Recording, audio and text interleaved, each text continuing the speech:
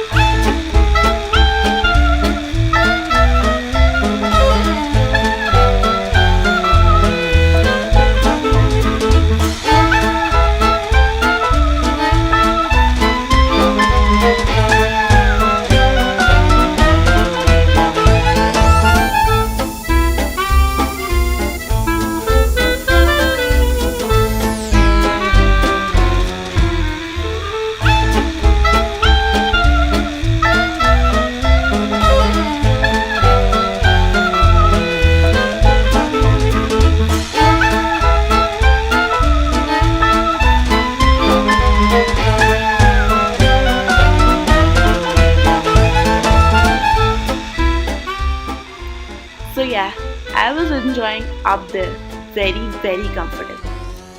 Guess what? This experience costs only 2,500 per person.